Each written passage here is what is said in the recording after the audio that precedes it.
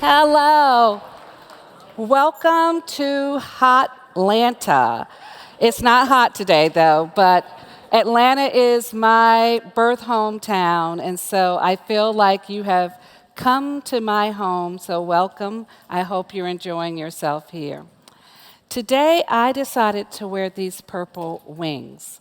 And I decided to wear the purple wings because, like most of you, Cigna is in the process of transforming their learning and skilling culture. And the thing about transformation is there are a lot of twists and turns, and so you have to focus on progress, not perfection.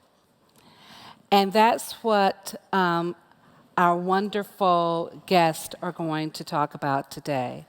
I've had the privilege of working with them.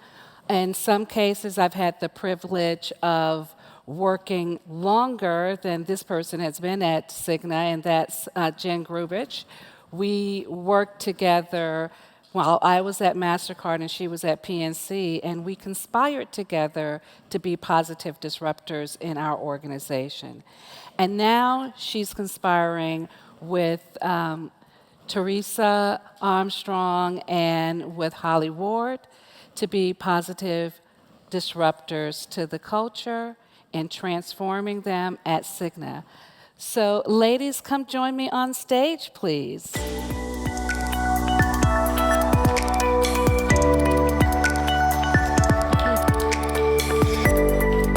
Hello. Okay, let me get this skirt positioned correctly. So, Jen, Janice. since we go way back, We do, way back. it's time to spill some tea. Why did you pick this title? Progress, not perfection. Yeah, I actually have to give credit. So a few years back, and as we all know, post-COVID, that means many years back. I was working alongside one of my business execs and trying to push forward some transformational learning alongside a transformation that was occurring in the business. And I had this well-developed plan. For those of you that will get to know me, I love a good deck. I had hundreds of pages of details about how this plan was going to work. And I was going through it, and I could tell I was kind of losing her, I thought. She leaned into me and she said, "What if you didn't do all of this?" And I thought to myself, why is she asking me I wouldn't want to do all of this? And I just blank stare, deer in headlights when someone stops you in your tracks. And she said, "What if you did 60% of this?" And then my next internal thought was, 60%? That's an F. Why would I do 60%? I want to do it all. And finally, she concluded, as she could see I was deer in headlights, doing it all isn't actually what you should do, right? It is more about the journey and getting the journey right and kind of reflecting and refining. And so kind of walked away with the realization that if you're at 0 or you're next to nothing, you're not trying to get up to 100, and you're not even trying to get above 100. You're just trying to progress.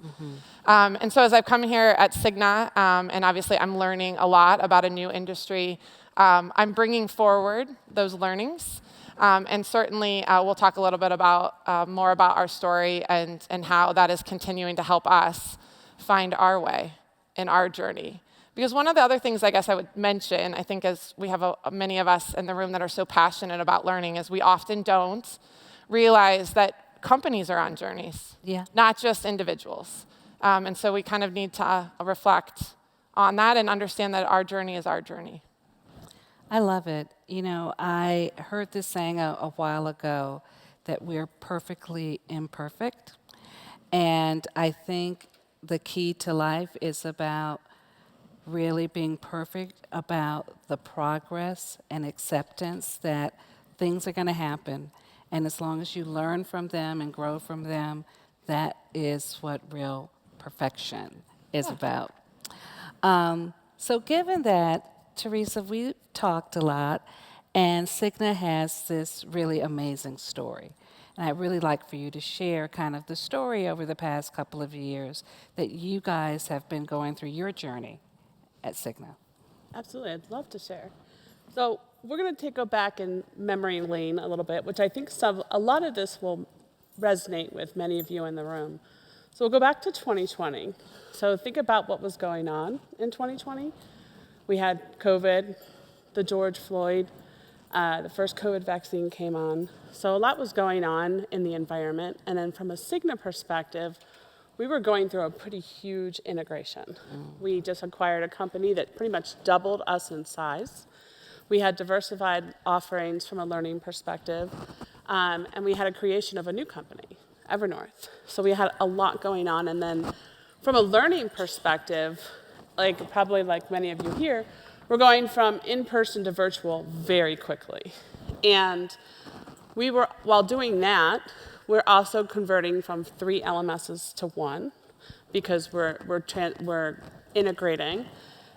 We launched Agreed, and it was a crazy sped-up launch. So we had grandiose plans of having launch parties in different offices, and we had really great plans to launch Agreed, and COVID hit, and it was like, you need to get this platform out there in 6 weeks.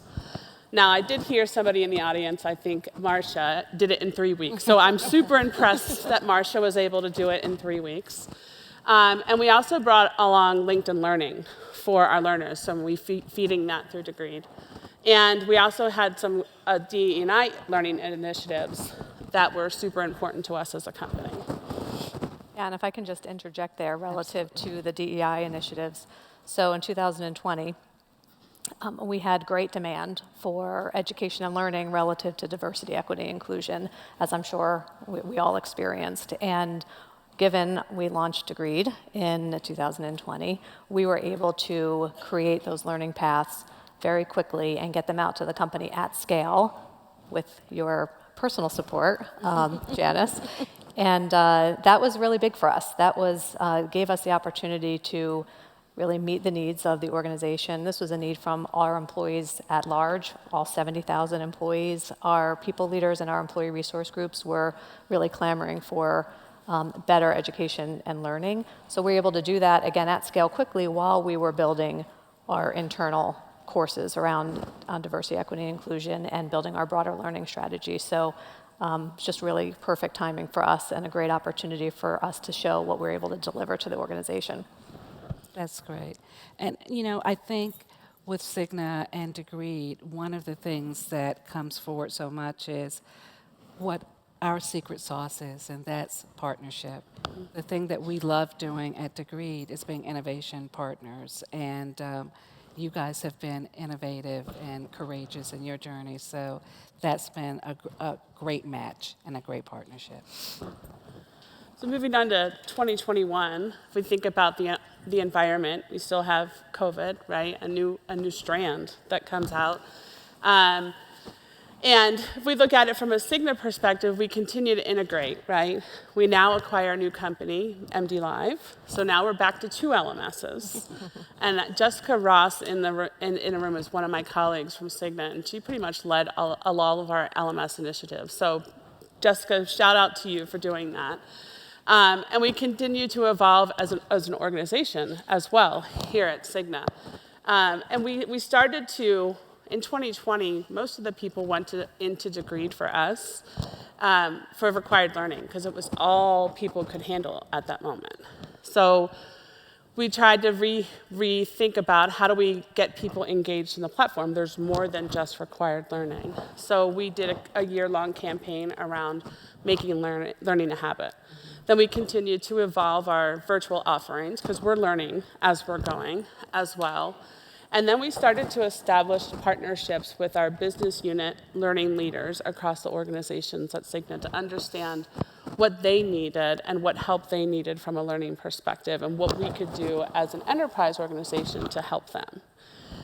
Which brings us to 2022, pretty recent. You can see we're starting to create that new normal from an environment perspective.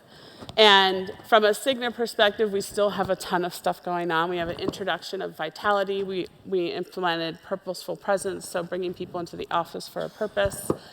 And from a learning perspective, what we call this learning about learning. So we had all this information from our learning functions of what they needed to help on. So we started to provide learning to learning professionals and really honed in on instructional design, because that was the big need. How do we design for this new world, right?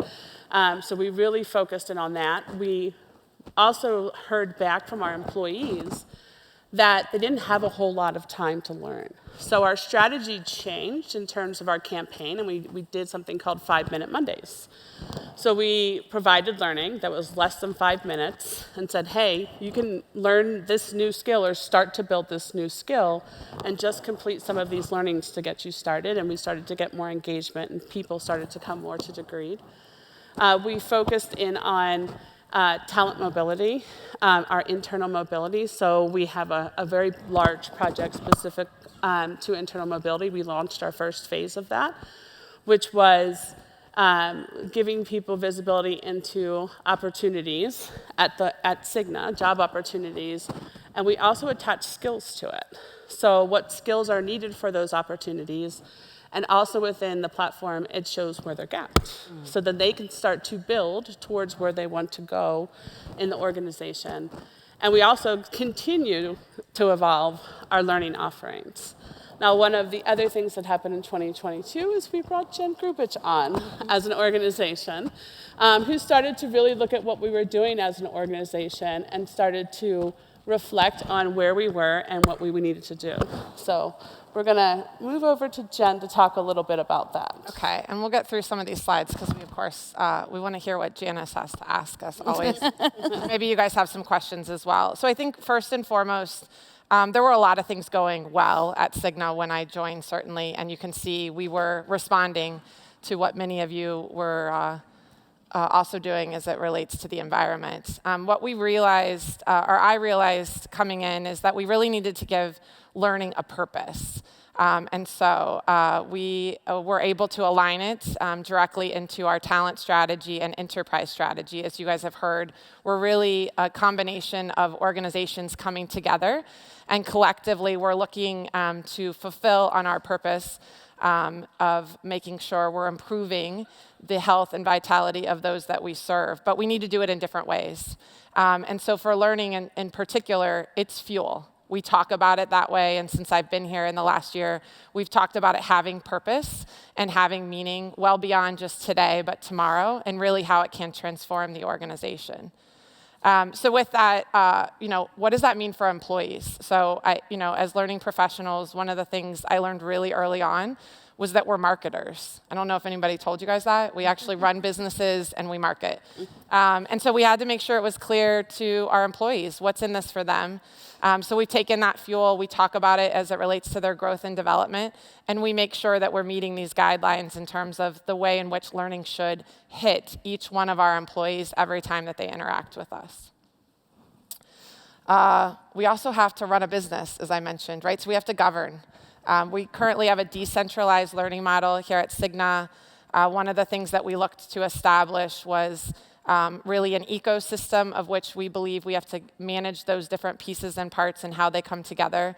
I'm a firm believer of 70-20-10. I don't know what happened in corporate America if somehow we lost our way, that we actually learn by doing and by receiving feedback first and foremost.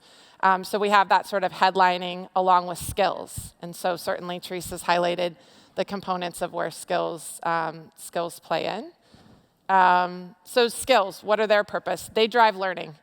And one of the things that I think is really important as you're constructing strategies and thinking about, again, your own journey and your company, is what are the different enablers that you have, levers that you can pull, and who is doing what. And so for us, specifically, it was making sure we were really clear about the types of skills with our business partners so that they understood that there were different components. We do have some components in Degreed, including Skill Coach, of which we've seen people without too much marketing from us actually go in and do things. So we know employees are relating to that. And ultimately, we want to make sure that we do have the right skills and the right talent segments at the right time. So we continue to kind of understand and appreciate where skills fits in overall to our learning journey. So I mentioned levers and who does what. I'm a big believer in RACI documents. It provides clarity. It makes it very clear. And so one of the things that we wanted to clarify in 2022 was, what do we as an organization do? What does a manager do? And what does an employee do? And I'm going to highlight the employee part here because they are actually the ones that activate, right? So we've distinguished to say our employees should lead, right, what they want from their development perspective. Our job as Cigna is to enable that. And certainly we have to make sure we have the right conditions in place and we have the right environments. We make it easy for that to happen. And so that prior slide and the way we think about an ecosystem certainly helps or will help us do that, as I don't want to act like this is all done. A lot of this is in motion and still in process. But certainly making this really clear and distinct and kind of giving those swim lanes, we believe was an important element of our 22. We do this all through what we refer to My University. My University is our unique name for Degreed. It is a tool that allows us to obviously aggregate our learning content, but more importantly, put skills front and center for our employees. And again, employees are the ones who are either going to make or break, I believe, whether or not this works. And so certainly we want to make sure we're really clear in their role as we proceed forward. So we have this last slide talking about 2023 and beyond, and certainly we're going to talk about some of the things that we have in motion. Notice that we did pick the slide that's sort of serpentine, right, Janice? So it's sort of like, this is what we think, how this is going to sort of play out. But certainly, we're no stranger to change. And so we continue to kind of reflect and refine. But high level, these are the places that we're looking to go, making sure we have the right digital content. We're talking a lot about skills. Actually, this quarter, look at that, second quarter. No, just teasing. It'll come up here before we know it. We'll be talking a little bit more about our strategy and campaigning there. Holly will touch upon the importance that leadership development will play in the future state for us at Cigna and how we're looking to make more scalable efforts there. Therese mentioned talent mobility, and obviously you can see beyond that some things that we have planned, including around our future state from a measurement perspective. But that, in a serpentine view, is a little bit of where Cigna has been and where it's headed. But certainly, let's just get the conversation started, Janice. Let's chit-chat. Let's chit-chat. Okay, so first of all, you know that I'm Janice, but I'm also known as Queen Bee. I know I haven't referred to you as Queen Bee yet. No one's referred to me today as Queen Bee, but anyone can call me My Queen mistake. Bee. But I am now going to give you the name Queen of the Decks, okay, because of this lovely deck. Question for you. I kind of borrowed this from our friends at Ericsson, where they talked about we have to learn our way to the future. And the more that I think about it, I've started saying that in the new world of work, we actually have to skill our way to the future. Because learning can be passive, but skilling is really action-oriented. In your strategy with the 3 circles, skills was not there. Mm-hmm. But when you actually blew out the strategy, you had skills in the center. Yes. Can you tell me why you had a learning strategy and you didn't specifically call out a skill strategy? Yeah, sure. So distinctly, I think for us, where we are organizationally, and I'll give Holly a second to remark as well. As I enter into the organization, we are reestablishing where learning fits into the talent journey. And so for us specifically, it was important to distinguish learning and development separate than skilling in a way that we could understand function and purpose as it relates to the intent of the organization or the output of the organization. Certainly skills is very much front and center for us in all that we do from a learning perspective, but it's a little bit of some internal positioning. At least from my perspective, but I'll see, Holly, if you want to add anything there. I think that's really fair. Nothing to add at this point. I would expect over time and probably in short order, we'll be talking more and more about skill. Right now, the organization doesn't know what that really means. Yeah. So we'll see this evolve. Okay. Holly, you come from both the HR business partner world and the talent world. And you know, as we get more into skills and even the learning ecosystem, we're seeing a convergence between the talent side of the house and the learning side of the house. But oftentimes they actually don't get along well together. So when I look at your strategy, I see a lot of convergence going on. Talk to me about how well partnering is working in this progress, not perfection environment. Sure. And I will hand it over when I'm finished to Jen and Teresa to give you the real scoop on how it's working. But here's my view. Well, first, talent development, which is the organization I lead, is inclusive of learning, leadership development and executive development, and talent readiness, which includes career management, succession planning, and identification of required capabilities. So that is our team. We're one team. While we operate with different leaders, Jen leads the learning, I have leaders of those other functions, our stakeholders internally view us as one team, which is really important. Our priorities, if I were to list the top couple of priorities right now, it's grow exceptional leaders at scale. We've historically focused on our leadership pipeline and our high potentials. We are now focused on growing leaders at scale, as well as our leadership pipeline. Another important component of our strategy is internal mobility, which I'll talk a little bit more about, and building capabilities. Each one of those key priorities is hinges on learning being a critical partner there. So the learning team is supporting us in building the learning curriculum for our leaders. The learning team is identifying and helping us figure out how do we upskill our talent to build the capabilities of the future, and where we aren't able to do that internally, helping us identify partners externally to do that.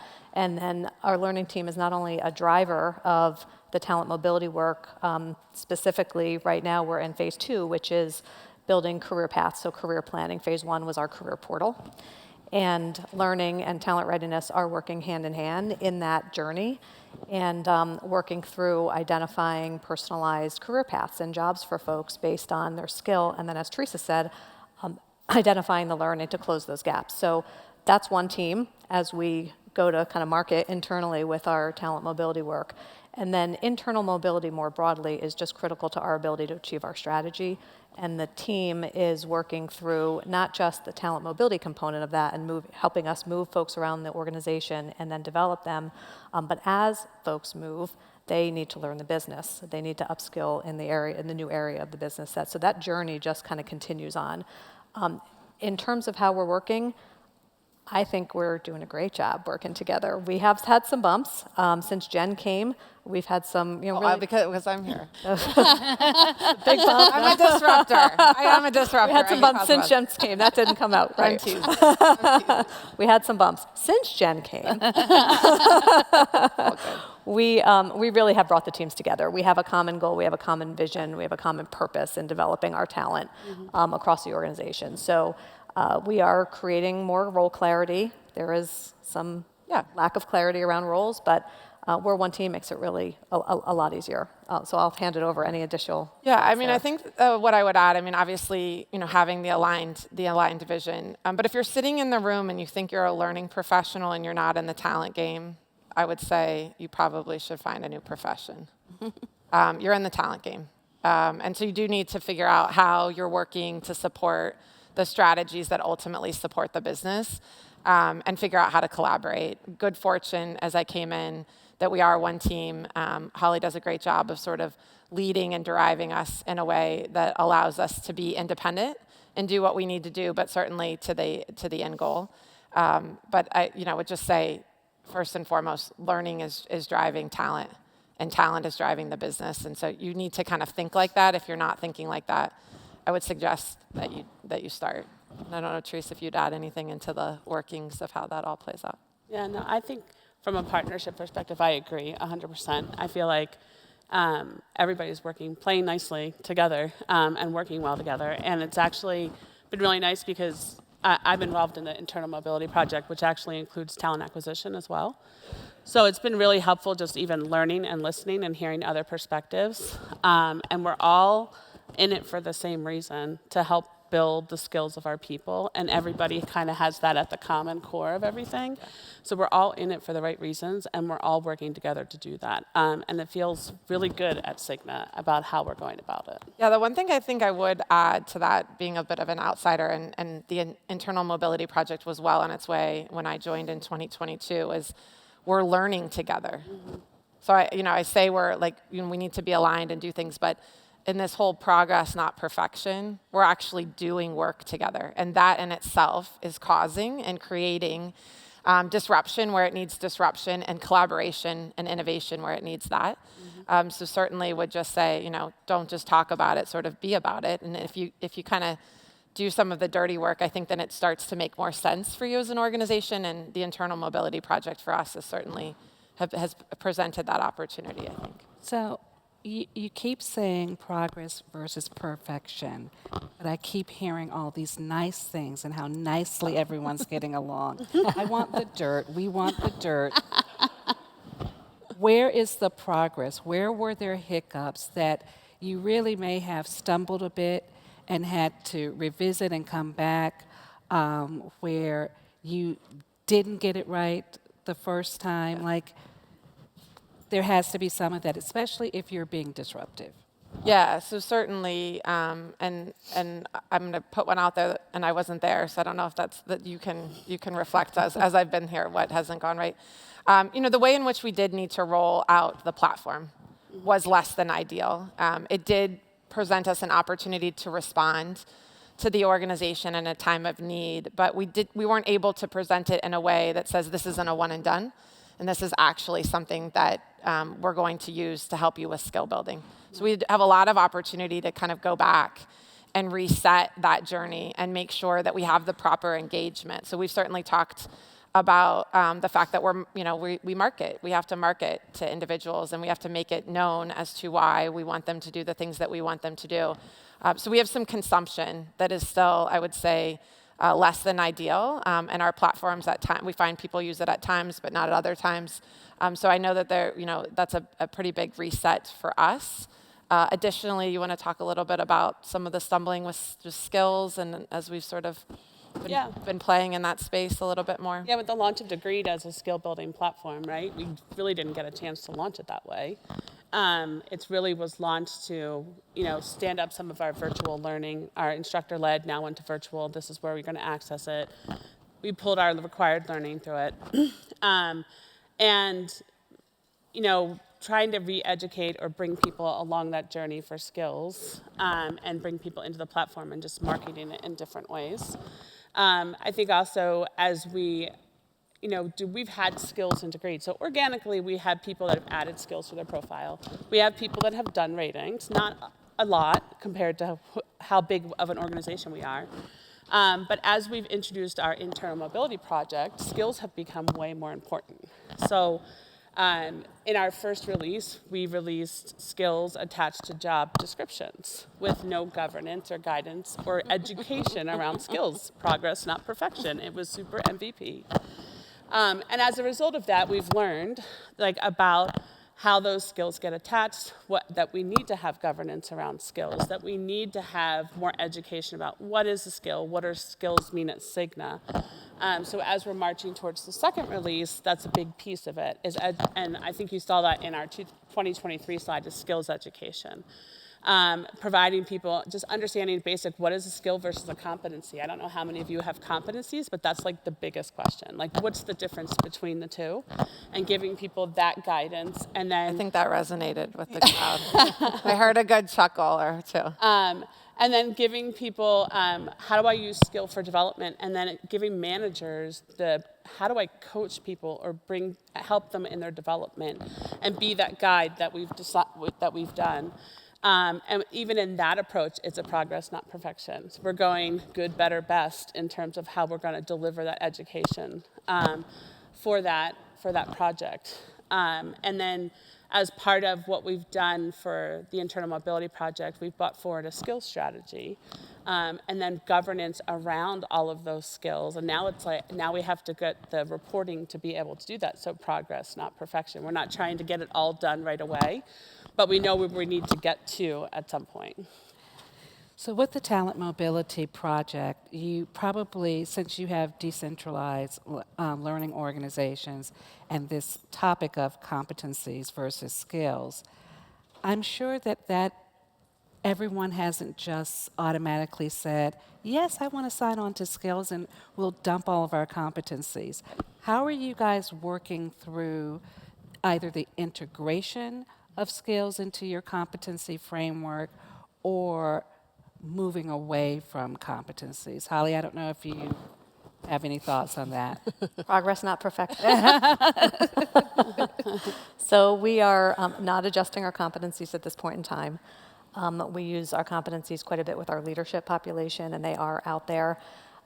We are really focusing on skills and helping our organization understand the importance of those skills, differentiating them to the extent we have the opportunity or need to from competencies, but really as we launch talent mobility in our career profiles and market kind of all of the new technologies and mechanisms that we have to support career, we're just emphasizing skills. Mm-hmm. So we have a bit of a, well, we're working through our longer term plan on how we communicate capabilities and skills and knowledge and competencies.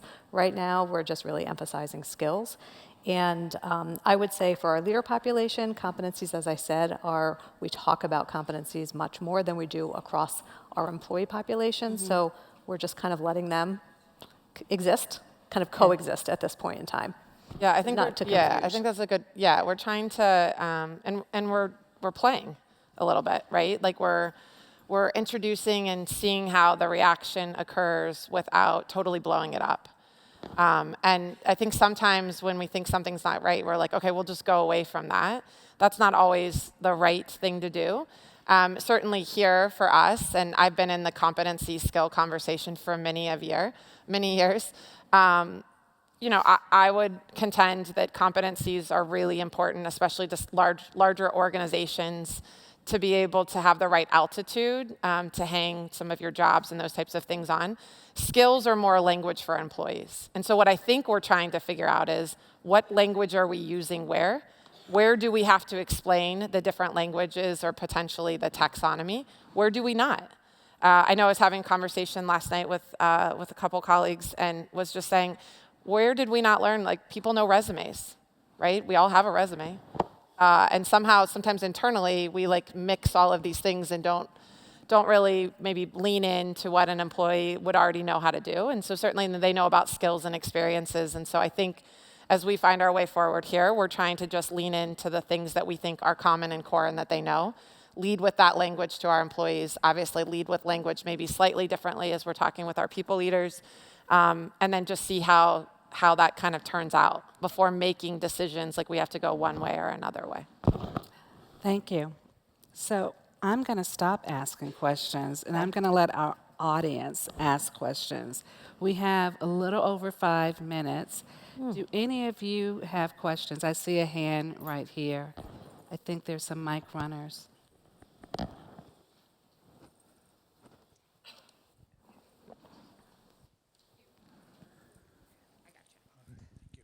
Thank you. My question is related to skills, of course. Out of the 3 words, competencies and strategy and skills is easily relatable to most of the populations. So I saw your stack, the learning stack, and I'm looking at the content. So yes, you guys have attached skills to job description, of course. But as you go out to the content, and the content comes into degree, it's not, those skills are not really attached to, even LinkedIn, yes, they have skills attached to some of the content, but how are you trying to, I'm thinking you guys still figuring this out, but how are you making that one-to-one relationship between the skills you have and what content is consumed? We actually have more on that than, we have some things to share. Teresa, you want to share some of the work we've been doing on tagging? Yeah, we're actually working on that right now. We have we've looked at all of our job profiles and attached skills to job profiles. So we kind of have the idea of, especially for the internal mobility project, these are the skills for these job profiles. So we're taking those skills along with definitions, and we're partnering with Filtered to help us take our content, look at our skills and our definitions, and then tag our content with those skills. So that way, through the experience that we're building, people are going to have learning that is specific to the skills that we're attaching to the job profiles. So we're going through that right now. We're trying to figure out, we don't want to tag all our content with skills. We want to tag the most relevant content to those skills. So what we're trying to figure out right now is, where does that percentage stop? So do we want to tag the top 20% of our content? Is it the top 30? We're in the process right now of trying to figure that out. But once we have that, we're going to work with Filtered to tag that content and put that content back into Degreed for us. And then we'll have the most relevant content for the skills that are attached for people to be served up. Now, and also just for competencies, we are looking at just like a basic alignment of skills to competencies. So communicates effectively, could be oral, could be written, could be email, right? So we have a basic alignment that we've done there. So anytime we attach oral communication to a content item, we're also tagging the competency as well. So if you go into Degreed and you search for the competency, you're going to see oral, written, different types of learning come up that support that competency. Or you could specifically go in and type in oral communication and just get that specific skill, specific stuff. So that's been our strategy so far. We're in the process of doing that. But it's very important to the experience we're trying to give our employees. Yeah, you have to be able to find it, right, in Right. a way that makes sense. So Teresa's been leading that work for us. We're also working with Filtered to serve up like a top 100 playlist. So we looked at what skills are aligned across most of our job profiles. So we kind of came up with a top 100. And we're calling them playlists. So it's more like not a pathway, but a playlist of content to get you started of building that for our top 100 skills at Cigna as well. So not only will they be able to do their own search, we'll have kind of playlists of content that people can access as well to kind of put learning in their fingertips. We have an enterprise directory within Degreed, so it'll be easy for them to find. That's really kind of innovative to me, is this playlist concept, because trying to expose your employees to skills and the basic knowledge is difficult and it can be cumbersome, but this concept of a playlist I think is unique. Yeah, it's working well. Any other questions? There have to be more questions. Can I? Hey, this is a very tactical question, but the internal mobility product that you're building and the way that that's integrated with skills, does that sit on the Degreed platform? Or is it and it's okay if you can't speak to that, but just to make sure I'm Yeah, Degreed is involved in helping us serve the learning up. And we have some other parties involved in helping us build that specific element. But yeah, Degreed is involved. It's got the learning, and that's why the learning and the tagging question, great questions, really relevant to that effort to make sure, as we're talking about career paths moving forward in the organization, that the content is attached or can be attached appropriately. I think we have time for one more quick question. I saw a hand in the front. Yeah. I would like to ask you if you are actually leveraging self-rating or manager rating as part of your learning programs, and also whether your programs are actually designed to really upskill employees and start building an SME, for example, structure inside your organization, and also if you are building an SME, for example, structure, which tools you are leveraging for learning, which skill that basically which tool you are using to understand your skill data. Well, it sounds like we should talk after we get done, because maybe you have more to the journey, more to what should be in our journey. We are not there yet specifically. We are trying to establish, honestly, as an enterprise and as a really new company, who's just come out of a large integration with COVID in the mix, who we are and what we do. So we're not on the SME driven yet. It is something that we've talked about. We should definitely talk offline. That'd be good. Okay, so we're at time. Ladies, thank you so much. Thank you, Janice. for the Thank you, guys. conversation. Thank you.